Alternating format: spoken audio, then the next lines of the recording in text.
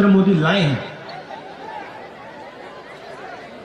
इनका लक्ष्य, इनके पीछे सोच मैंने समझाई। आज भी मैं आपके लिए ये जो 3 कानून हैं, आपको मैं ये समझाना चाहता हूं, इनका लक्ष्य क्या है, इनकी सोच क्या है, और मोदी जी इन कानूनों को क्यों ला रहे हैं। हिंदुस्तान का सबसे बड़ा बिजनेस,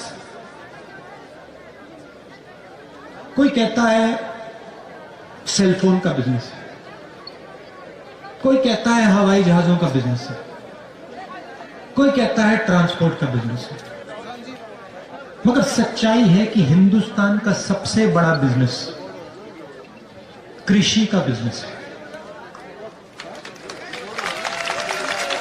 और ये सिर्फ हिंदुस्तान का सबसे बड़ा बिजनेस नहीं है, ये दुनिया का सबसे बड़ा बिजनेस है, क्योंकि इसी बिजनेस से करोड़ों लोगों को भोजन मिलता है। इस देश की जो फूड सिक्योरिटी है, इस देश की जो आत्मा है, उसकी रक्षा किसान और कृषि का बिजनेस करते हैं। आज इस बिजनेस को कोई एक व्यक्ति नहीं चलाता है। आज आप इस बिजनेस को देखें तो हिंदुस्तान की 40% जनता इस बिजनेस के भागीदार हैं, इस बिजनेस को चलाते हैं। 40% मतलब करोड़ों लोग इस धंधे को हिंदुस्तान के लिए चलाते हैं। उसमें किसान शामिल हैं, मजदूर शामिल हैं, छोटे दुकानदार हैं, व्यापारी हैं, अड़तिया हैं, करोड़ों लोग मिलकर इस बिजनेस को चलाते हैं। और कांग्रेस पार्टी की कोशिश रही है कि इस धंधे को हम कभी किसी एक व्यक्ति के हाथ में ना जाने दें। यह हमारा लक्ष्य रहा है। आजादी के दिन से आज तक यह हमारा लक्ष्य रहा है कि यह जो धंधा है, यह हिंदुस्तान के 40% लोगों का धंधा ही रहे, इनकी भागीदारी हो और किसी एक व्यक्ति के हाथ में यह धंधा ना चला जाए। और उसके लिए कांग्रेस पार्टी सालों से लड़ रही है। उदाहरण आपको दिखते हैं। अमूल कंपनी है, कांग्रेस पार्टी लाई थी। लाखों किसानों की कंपनी है, पूरे देश में दूध देती है, दूध डिलीवर करती है। तो हमारा लक्ष्य रहा है कि कोई एक व्यक्ति इस बिजनेस को मोनोपोलाइज ना कर जाए। अब बात करते हैं 3 कानूनों की। 3 कानून क्या है? पहला कानून कहता है, और इसको आप अच्छी तरह सुनिए क्योंकि यह आपको मीडिया में नहीं सुनाई देगा। बहुत सरल चीज है, मुश्किल नहीं है, मगर मीडिया नहीं समझाएगा। क्योंकि जो लोग, सुनिए अच्छी तरह सुनिए, क्योंकि जो लोग कृषि के बिजनेस को छीनना चाहते हैं, मीडिया उन्हीं का है।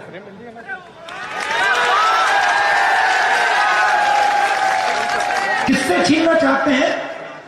किसान से, मजदूर से, छोटे व्यापारी से, दुकानदार से, इन सब से। 40% हिंदुस्तान से।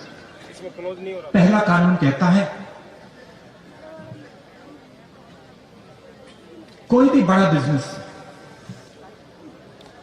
देश में कहीं भी किसी किसान से कितना भी अनाज खरीद सकता है, अनलिमिटेड। अगर एक व्यक्ति पूरे देश का अनाज खरीदना चाहे तो खरीद सकता है, कोई लिमिट नहीं। तो भाइयों और बहनों मुझे बताइए, अगर कोई भी व्यक्ति कहीं भी कितना भी माल खरीद सकता है, अनाज खरीद सकता है, सब्जी खरीद सकता है, तो मंडी की क्या जरूरत? मंडी की कोई जरूरत नहीं। तो पहला कानून जो है मंडी को मारने का कानून है, मंडी को खत्म करने का कानून है।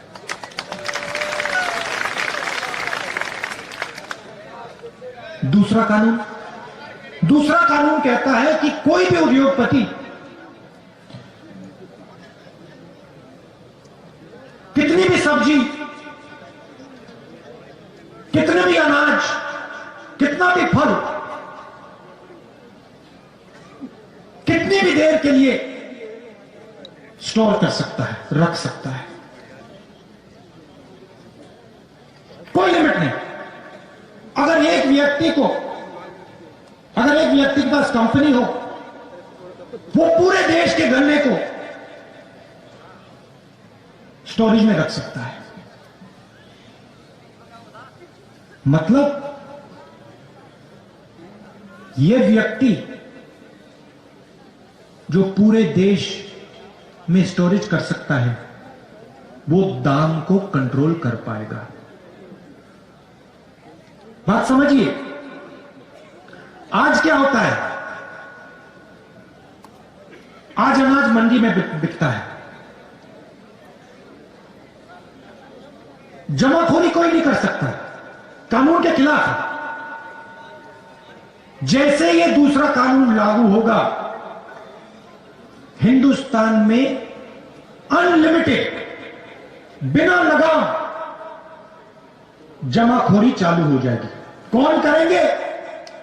हिंदुस्तान के सबसे अमीर अरबपति लोग। अब क्या होगा? किसान जाएगा अपना माल बेचने, उसके सामने कौन खड़ा होगा? छोटा व्यापारी नहीं, मंडी नहीं मिलेगी। हिंदुस्तान के सबसे अमीर उद्योगपति उसके सामने खड़े होंगे।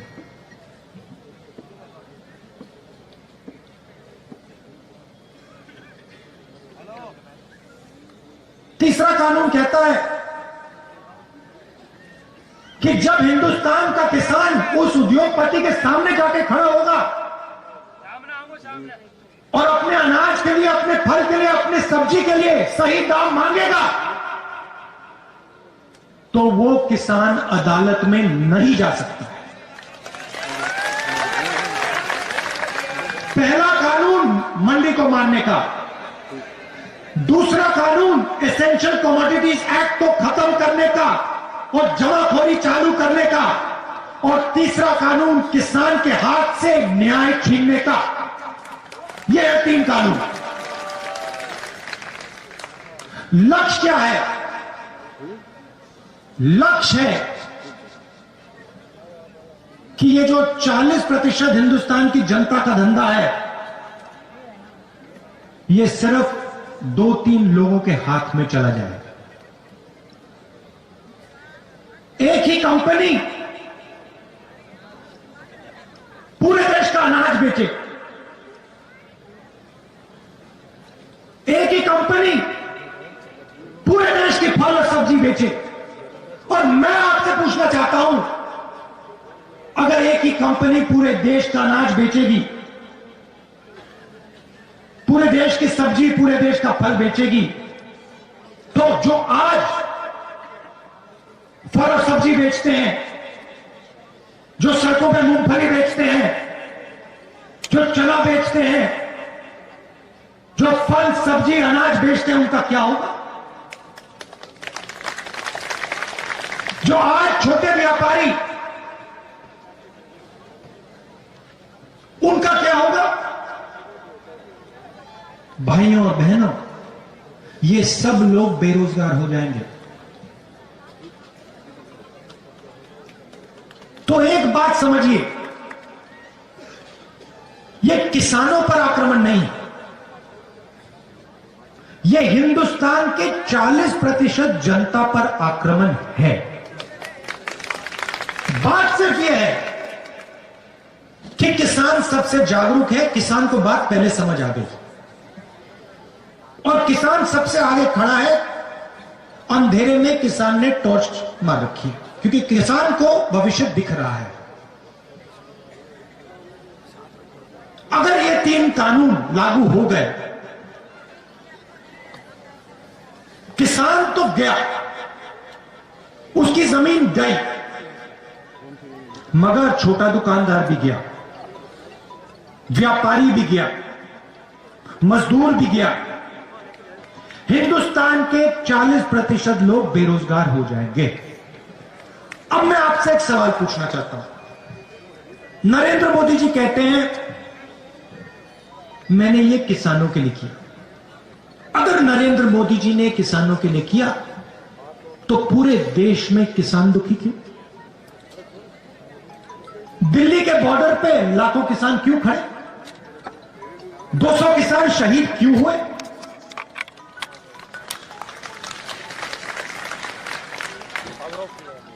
तो ये किसानों के लिए तो नहीं किया, ना ये छोटे दुकानदारों के लिए किया, ना ये मजदूरों के लिए किया।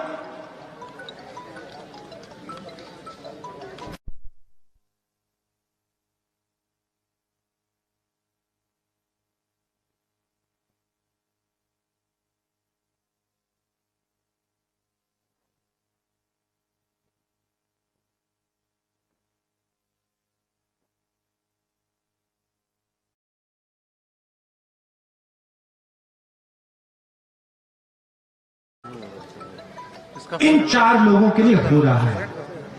और ये बात आज नहीं शुरू हुई। ये जो 40% लोगों का धंधा है, इसमें किसान शामिल है, मजदूर शामिल है, छोटे दुकानदार शामिल हैं, लोडर, मंडी में जो काम करते हैं, ये सब लोग शामिल हैं। हेलो सर, पहला आक्रमण इन पे नोटबंदी के समय हुआ था। मिल रहा है ना पूरा? आ रही है सर, आ रही है। ऐसे क्या पूरा नोटबंदी में नरेंद्र मोदी जी ने क्या किया? गरीबों के घर से पैसा निकाला। मैंने उस समय कहा था ये काले धन के खिलाफ लड़ाई नहीं है, ये हिंदुस्तान की रीढ़ की हड्डी को तोड़ा जा रहा है। जनता उस समय नहीं समझी थी, उस समय जोश में आ गई थी। बाद में पता लगा कि 3-4 लोगों का लाखों करोड़ रुपए कर्जा माफ हुआ, आपका पैसा बैंक में गया। उसके बाद जीएसटी,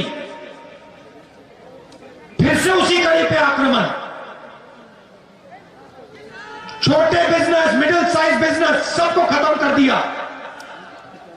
रास्ता साफ करना चाहते हैं भाई और बहनों, नरेंद्र मोदी जी रास्ता साफ करना चाहते हैं अपने मित्रों के लिए। आज तक छोटे व्यापारियों को, मिडिल साइज बिजनेसेस को जीएसटी नहीं समझ आई, आज तक नहीं समझ आई। 5 अलग अलग टैक्स, लाखों बिजनेस बंद हो गए, बेरोजगार हो गए। और फिर कोरोना आता है, हिंदुस्तान के मजदूर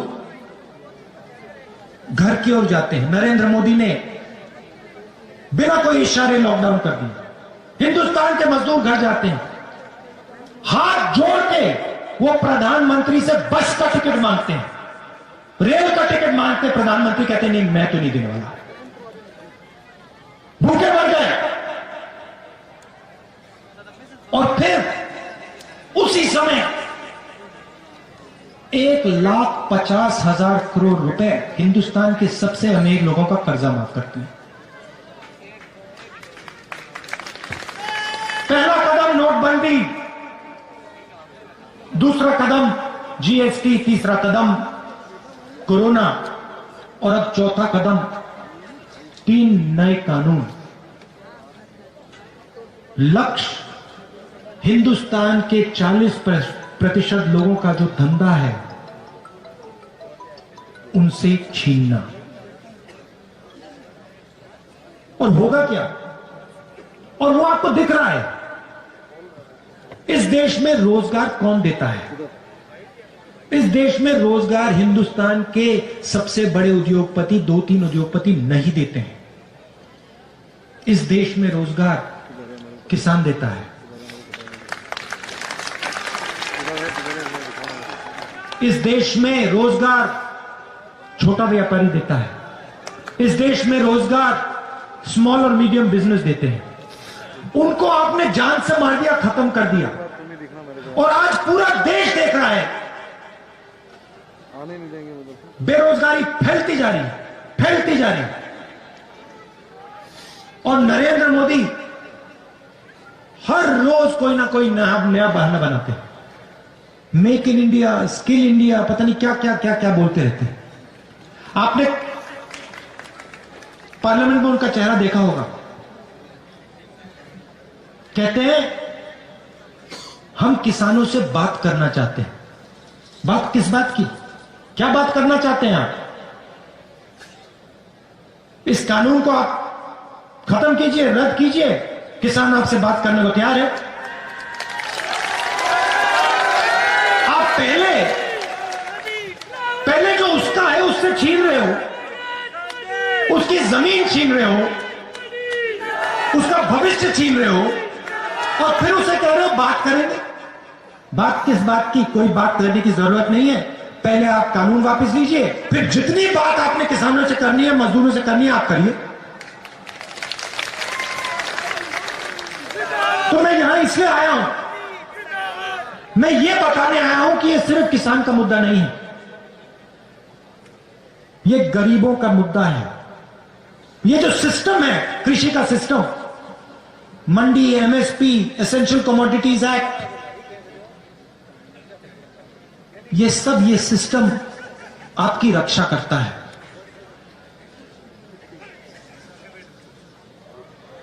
इस ढांचे को नरेंद्र मोदी तोड़ने की कोशिश कर रहे हैं।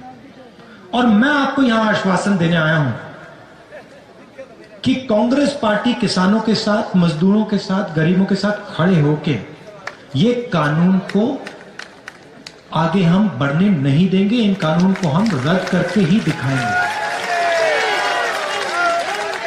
आखिरी बात मैं आपसे कहना चाहता हूं, आप देखिए,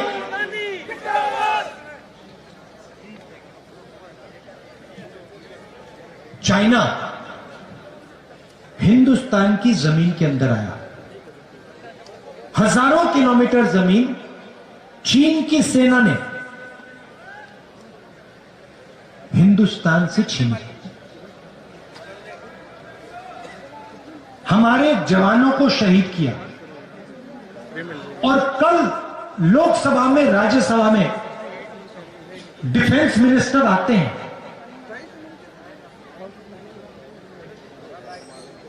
और कहते हैं कि समझौता हो गया। और समझौता किस बात का हुआ? समझौता यह हुआ कि नरेंद्र मोदी जी की सरकार ने हिंदुस्तान की पवित्र जमीन चाइना को पकड़ा दी। पैंगोंग लेक में हिंदुस्तान का पोस्ट फिंगर 4 पे होता था। चाइना ने अपनी सेना को अंदर डाला। समझौता नरेंद्र मोदी जी ने यह कहा है कि हम अब फिंगर 3 पे अपना पोस्ट लगाएंगे। मतलब फिंगर 4 और फिंगर 3 के बीच जो जमीन थी, जो हमारी पवित्र जमीन है, वो नरेंद्र मोदी जी ने चाइना को